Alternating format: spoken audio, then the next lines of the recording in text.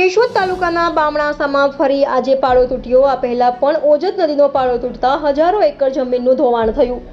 ફરી એ જ ઓજત નદીનો પાળો આજે બીજી વખત બીજી જગ્યાએ તૂટી પડ્યો હતો। હાલમાં વજસીભાઈ કરંગિયાના ખેતરમાંનો પાળો તૂટતા ફરી પાણી ફરી વળ્યું।